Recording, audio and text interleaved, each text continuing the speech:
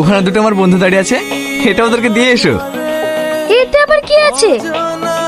আরে মিষ্টি আছে পাগলি, যাও। আমি যাব কেন? তোমার বন্ধু, তুমি যাও। আরে ওরা তোমাকে গিফট দেবে, ওরা আমার বিয়েতে আসতে পারেনি বলে তোমার জন্য গিফট নিয়ে এসছে। আপনাদের জন্য আপনাদের বন্ধু মিষ্টি পাঠালো। আরে নাও তোমার গিফট। না হয় যেভাবেই হোক আসামি ধরা চাই। ঠিক আছে স্যার, আমরা আপ্রাণ চেষ্টা করছি। এর আগেও এই কথা বলেছিলে, তবে কোনো কাজ হয়নি। প্রত্যেকটা গাড়ি ভালো করে সার্চ করবে, না হলে তোমার চাকরি থাকবে না। স্যার, শ্বশুর বাড়ি থেকে আসছি, বিয়ে করে।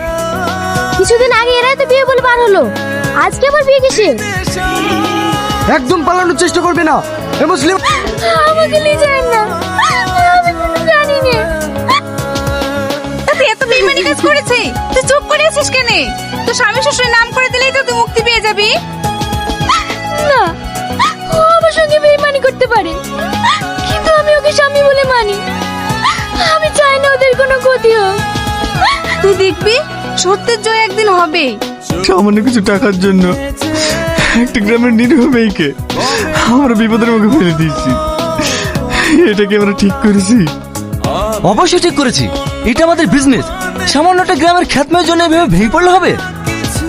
ও তোমার কাছে সামান্য মেয়ে হতে পারে, কিন্তু আমি ওকে বিয়ে করেছি, ও আমার স্ত্রী।